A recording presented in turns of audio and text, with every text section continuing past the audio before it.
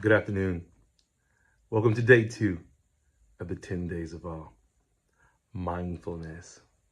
If you look to Nehemiah chapter 9, verse 17, it says this: They refused to obey and were not mindful of the wonders that you performed among them, but they stiffened their neck and appointed a leader to return their slavery in Egypt.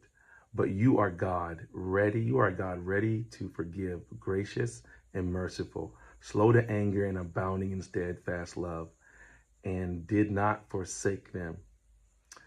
One of the things we talked about yesterday was the shofar, the blowing of this trumpet. And one of the pieces that is attached to that, meaning wise, according to the sages, is it was meant to represent partly the cries and the prayers unspoken and unheard by men's ears, but for God, it is loud and clear.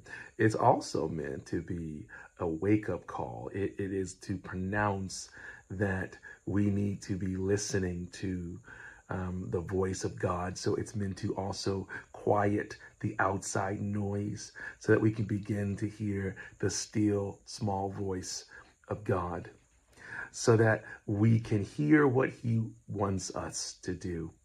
Today, I want to challenge you all to be mindful. There aren't any shofars that are just readily available. And as Protestants, we're not going to be blowing the shofar 100 times coming up. But I want you to be mindful of the noise that comes into our day-to-day lives, the noise that distracts us from hearing the voice of God, all of the context of the world, and that eliminates the fervor of God in our lives. I would love for you guys to, in your prayer meditation, to say these things.